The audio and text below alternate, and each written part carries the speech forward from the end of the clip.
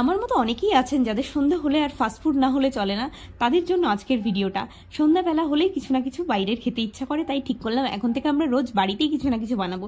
আজকে আমি বানাচ্ছিলাম নুডলস। প্রথমেই আমি ডিমগুলোকে ঝুরঝুরে করে ভাজা করে নিলাম, তারপর নুডলসটাকে সেদ্ধ করে নিলাম। আমি একটু দিয়েছিলাম বেশি করে লেবু ওর মধ্যে, যাতে খুব ঝরঝরে থাকে নুডলসটা। তারপরে আমি নিয়েছিলাম, যেহেতু বাড়িতে বানাচ্ছি একটু হেলদি করে করছি, একটু আলু, বিনস, আর দিয়েছিলাম ক্যাপসিকাম, আর দিয়েছিলাম পেঁয়াজ, অল্প পরিমাণে লঙ্কা।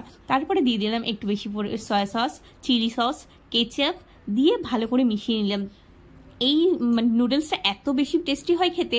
যদি চিকেন থাকতো আমি চিকেনের মধ্যে দিয়ে দিতাম, চিকেন দিলেও ভীষণ ভালো লাগে। তো এবার আমি এটাকে ভালো করে মিশিয়ে নেব এবং তারপরে নামিয়ে নেব। তো দেখুন দেখতে কত সুন্দর লাগছে, আর খেতেও হয়েছিল অসাধারণ।